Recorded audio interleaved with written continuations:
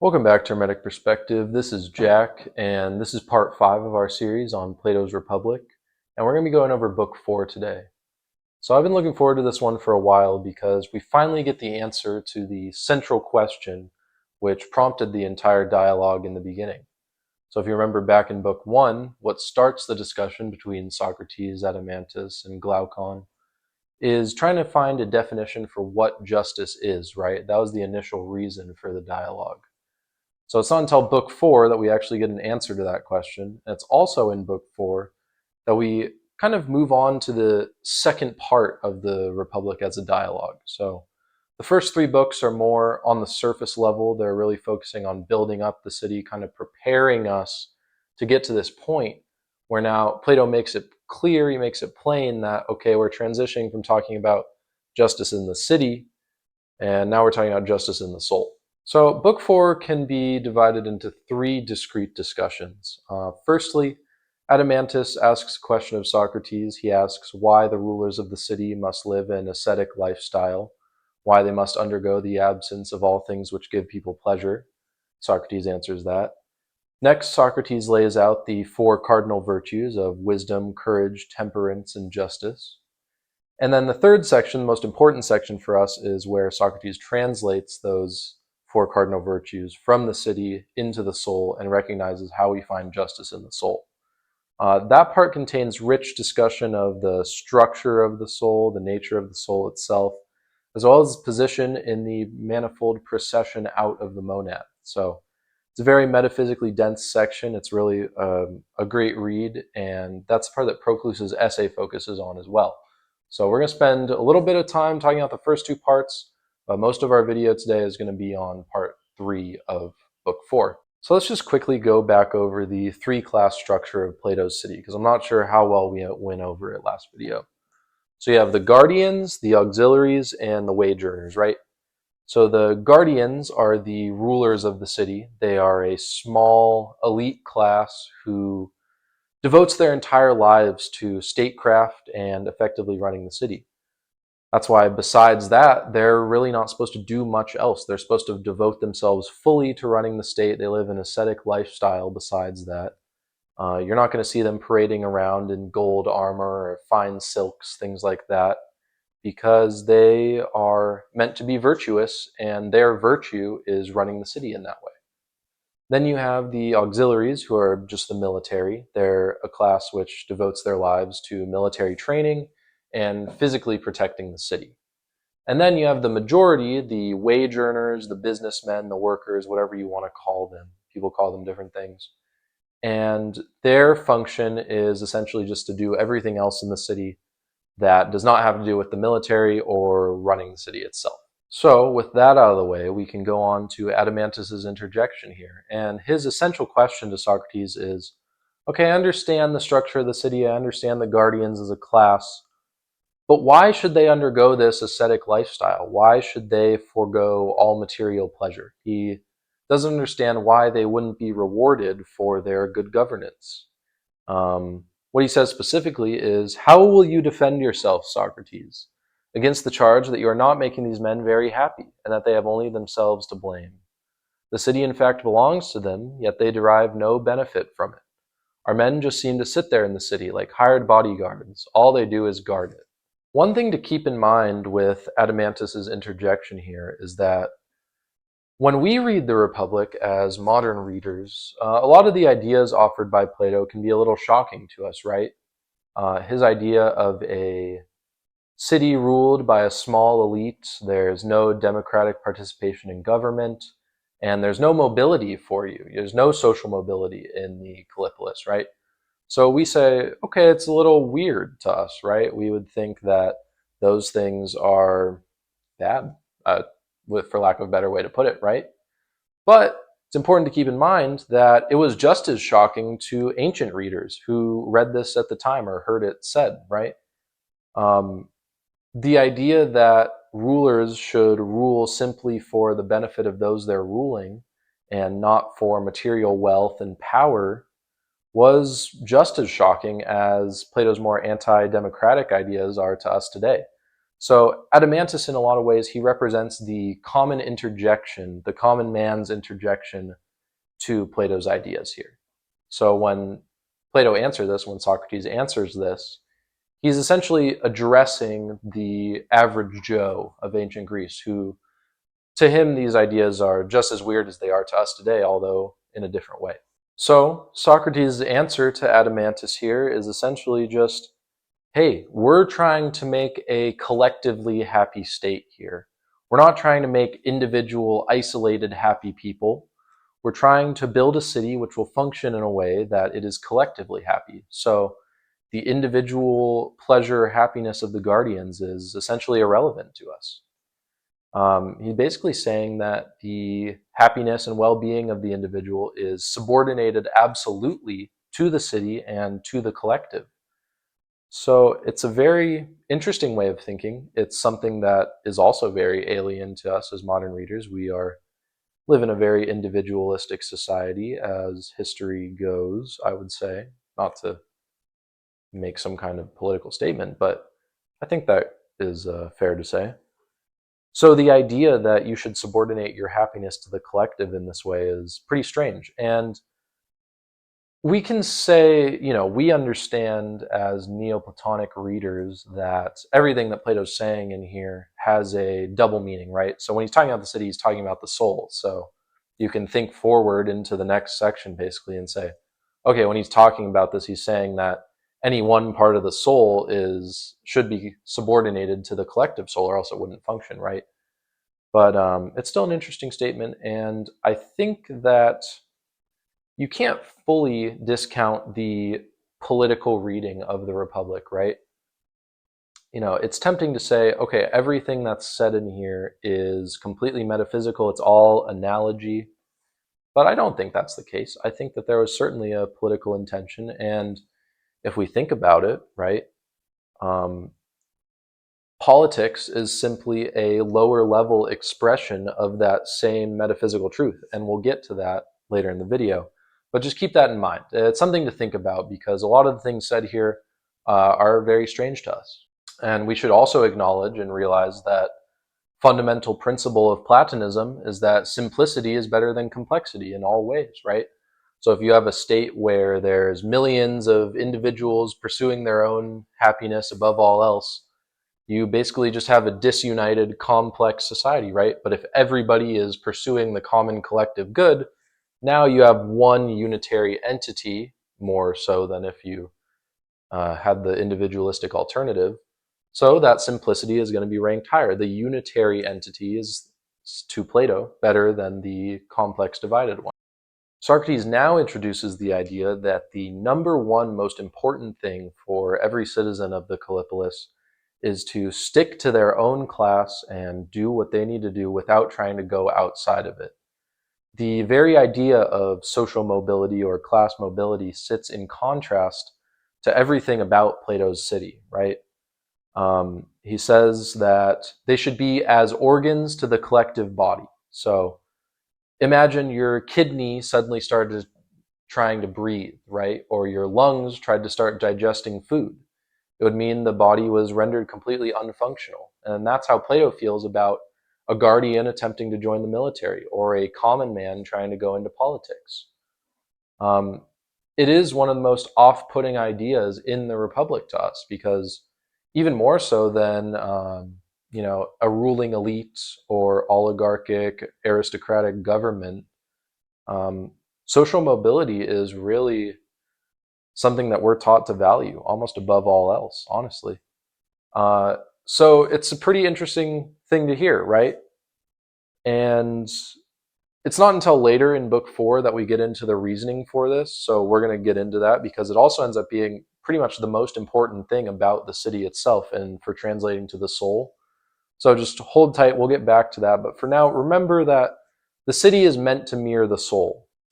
A final thing to note from this section, and something interesting, is that Plato says this division of society into these three classes cannot be achieved through law. He says it can only be done through education and the quality of the population. He says no matter what kind of constitution you write, no matter what laws you pass, you're not going to be able to get people to behave this way unless you educate them on it their whole lives, and it is basically culture instead of law. And that's obviously true. You couldn't pass a law that says people have to do this, right? And so that's why he emphasizes education so much in the Republic, because he believes it's the only way to actually achieve something similar to the Callipolis. And what I thought was interesting about this part was that he says laws really should be almost thrown out entirely. He doesn't say that explicitly, but he says that the only law of his city will be the laws of Delphi. And Delphi was the sacred site of Hellenic religion. So he's essentially saying that religion will be the law of the land. That's all that will matter, and that their spirituality, people's beliefs, will inform the way they act as opposed to a constitution. So again, another idea that is very off-putting to modern readers, a theocratic state, right? Essentially, that's what he's prescribing here. He doesn't say that there will be head priests who run the state, but when you say the only law of the land will be the laws of Delphi, that's essentially what you're prescribing, right? And again, important to remember, this was shocking to ancient readers too. That kind of state didn't really exist. Especially the Athenians put great emphasis on the laws of Solon, right? And the constitution there. So, constitution used loosely. But, so yeah, it's just another thing that makes the Republic really interesting. And now we get to the point where we're ready to dive into what is meant by all this, what's under the surface here. So let's get into that. Adeimantus Interjection now being settled, we move on to the second part of Book 4, the 4 cardinal virtues, okay? So they are wisdom, courage, temperance, and justice. And Plato quickly assigns each of these to one of the social classes. He says that wisdom is the domain of the guardians. You will not be able to find it among the coppersmiths, that's what he says, but only the rulers whose knowledge of statecraft constitutes this wisdom. It is the purview of a small minority, but the power of wisdom allows them to rule over the majority. Wisdom is not simply a trait which the guardians apply to their work, but it is the work itself. Wisdom as a virtue is their devotion and execution of their task as guardians. Courage is assigned to the auxiliaries. It is the courage not necessarily to perform brave acts randomly, but the courage to preserve the state in both pleasure and pain. The courage of the military class is more akin to what we would think of as loyalty than to the usual idea of courage. Of course, in terms of actual fighting, they must be classically courageous as well, but the essence of Platonic courage is a deeper thing than this, and it's more about the interactions of courage with the state. Temperance is assigned to the business class, or the majority of citizens. It is the temperance to moderate their material pleasures while still recognizing that production and accumulation of wealth is going to be the fundamental aim of their class as its function. Temperance, as it applies to this class, is almost more of a prescription of ethical business practices than anything. It's basically saying, okay, moderate yourselves, don't go too crazy, don't rip people off, don't do unethical things, but still fulfill your task, which is to produce and make money. And it is moderation which is fostered by the guardians. They lead by example and allow the business class to live with temperance. Finally, justice is fundamentally different than the other 3 virtues. It is not an individual thing which anyone can produce on their own, but it is a harmony produced through the interaction of the other 3 virtues and the interaction of 3 classes of the city. Justice is produced for all classes and within all classes when each division sticks their own task and effectively fulfills their virtue. So as long as the guardians remain in their wisdom, the auxiliaries their courage, and the wage earners and businessmen in their temperance, justice will propagate itself throughout the city. That's what justice is to Plato. That's when we finally, after 4 books now, come to the definition of justice, which is why we started the Republic in the first place. And we can define it like this. Justice is each class sticking to its own task and contributing what is necessary to the collective, while having their own property and life respected by other components of the state. So there you go. That's the definition of justice in the city to Plato. We've finally found it here. Now, this also means that to deviate from your task is to Plato the greatest evil one can commit, as it degrades the functioning of the collective and constitutes injustice. Now, all that we have to do is apply this model to the soul, and we'll be able to recognize justice in the soul. We've found it in the city. So here we are, the third part of Book 4, and we really come to the crux of the issue here, the crux of Book 4, and really of everything we've talked about in this series on the Republic so far. We've finally found justice in the city, so now how does it translate to the soul? Does it actually parallel justice in the soul? Will it help us find it? And it's at this point that we can begin to use Proclean's commentary. He did not see fit to write about the first two parts of Book 4, only this part. And he tells us that the soul is tripartite. It is divided into reason, spirit, and appetite. So we can logically say, and he also says this, but we can just think logically and say, okay, reason assigned to the guardians, assigned to wisdom as their virtue. Spirit is going to be the auxiliaries, and they have courage. And appetite is going to be the common man, the wage earner, and they're going to have temperance as their virtue, right? So there you go. And again, justice is going to be the harmony that is produced when all these parts fulfill their virtues successfully. When reason maintains its wisdom, spirit maintains its courage, appetite maintains its temperance, then you're going to have justice in the soul. So there you go. That's what justice in the soul is, right? Seems pretty straightforward. Plato was right. We found it in the city. We're able to translate it into the soul easily, right? Okay, then why are there 10 minutes left in this video? 15 minutes. I'm not sure how much time yet because I haven't edited it. Well, there's a fundamental problem here, and I'm sure you've realized it by now, especially if you watched the earlier parts of this series. And especially if you watched my series on the Phaedo, actually, then you're definitely thinking about this. Not that anyone would be watching all those, but we've spent so much time talking about the relationship between the soul and the body, and we position the soul as this superior, incorporeal, unitary entity, which is juxtaposed to the divided, complex body, right?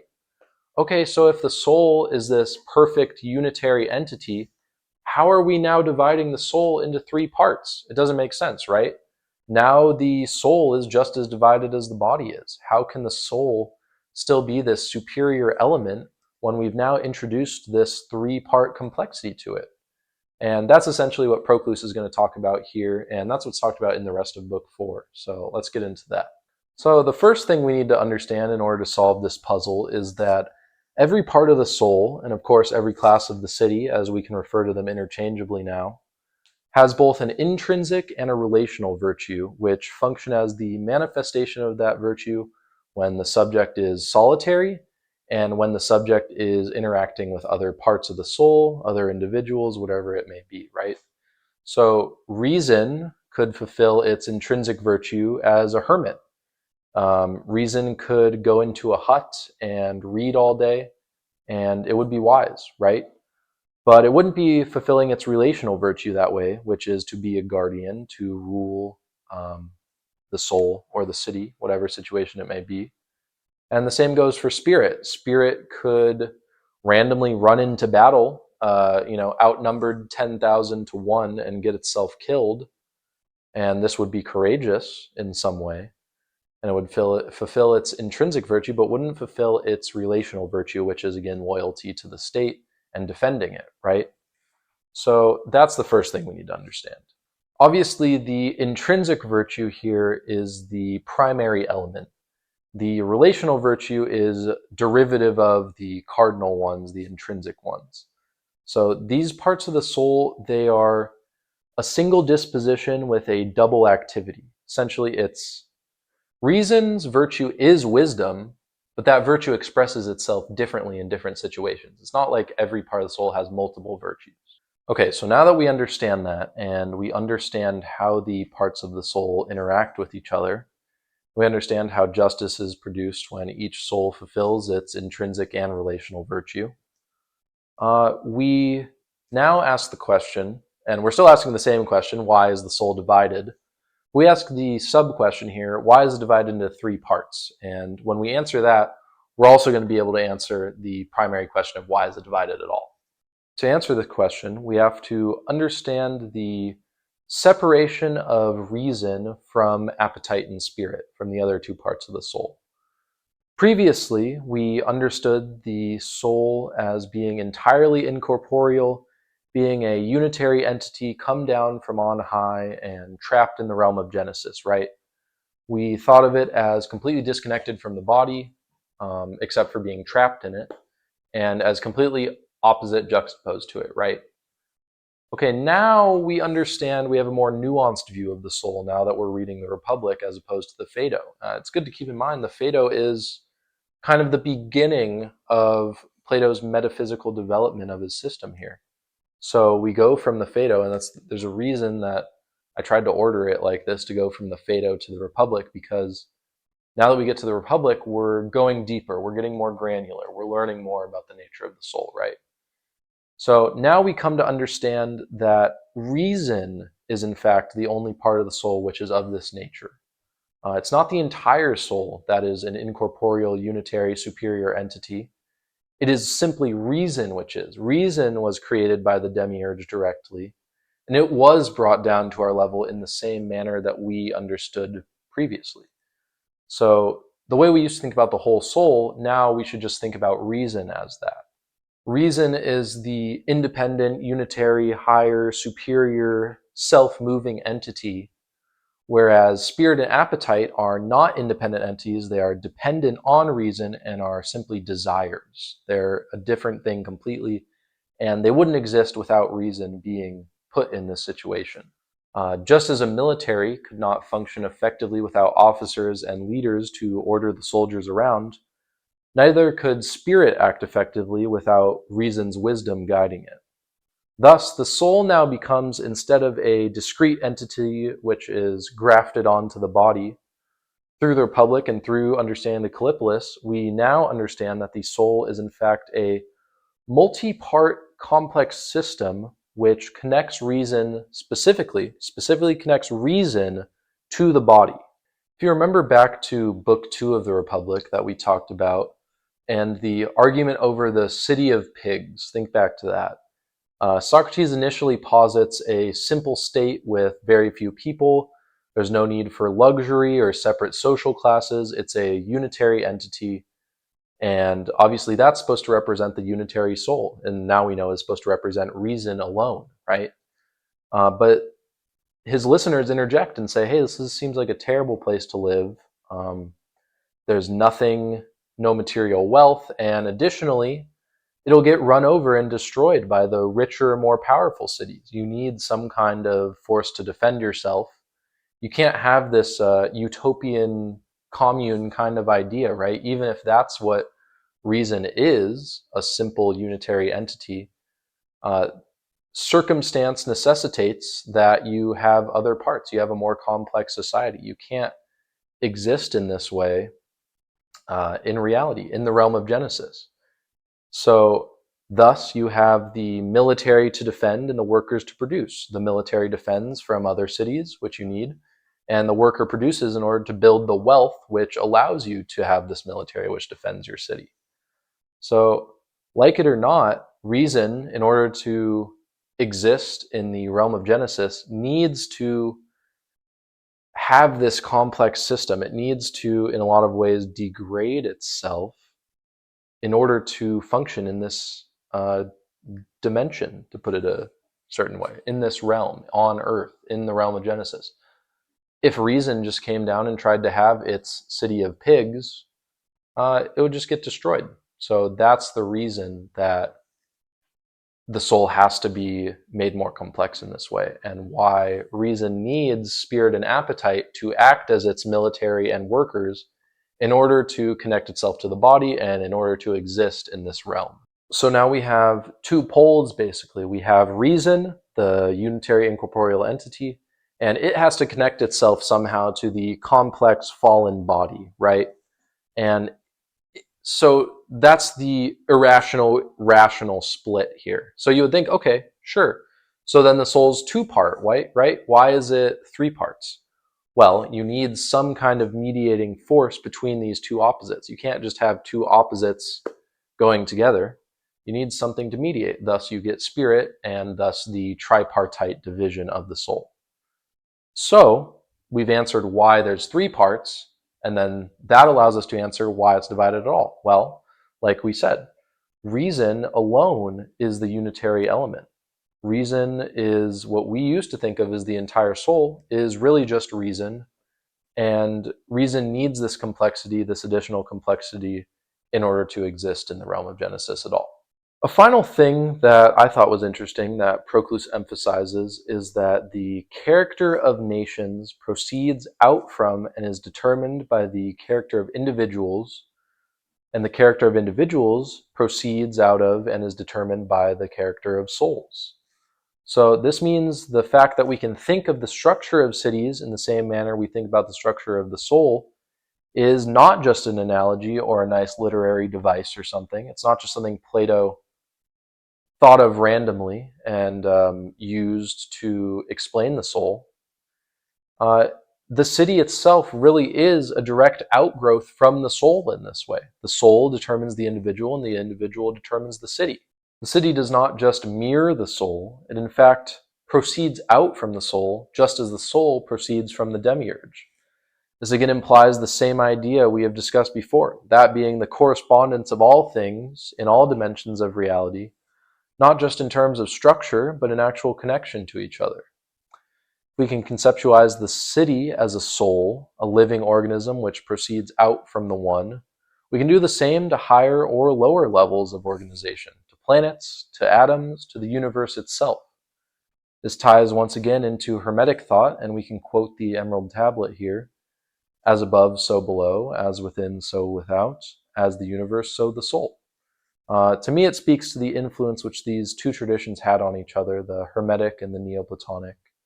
And it's a statement on the fundamental unity of that which appears divided, and it's a very deeply alchemical sentiment. It's really the kind of the final revelation of Hermeticism, which is that the rubedo is fulfilled and everything's connected, etc. So I just thought that was really interesting, and it also fits in perfectly with what we talked about last video about the procession out of and reversion into Zeus in the Iliad and the Odyssey. And it fits in with procession out of the monad in the same way. It's all related in that way, right? It all comes back to that same idea of a fundamental interconnectedness of all things and a fundamental correspondence of all things, regardless of level of complexity, level of organization. It's just the same thing repeated on different levels going up and down the scale. So there we go. Thus concludes Book 4 of the Republic. We've gotten through it, and we've finally defined justice both in the city and in the soul. We understand now that justice in the soul is reason, spirit, and appetite fulfilling their own functions, reason maintaining its wisdom, spirit maintaining its courage, and appetite maintaining its temperance. And as long as these three parts complete their intrinsic virtue, they don't go outside of it, they do it effectively, that produces the harmony which is justice both in the soul and in the city. It is each part doing its task in order to contribute to the collective. That's what justice is to Plato here. And like I said, Book 4 kind of represents a shift in tone as well as in content of the Republic. The next books, books 5 through 10, are markedly different from the first four. They're a lot more metaphysical. They cover a wider range of topics. And I think they're going to be really interesting for us on this channel. I'm actually really looking forward to it. Book 5 itself is maybe the strangest book of the Republic.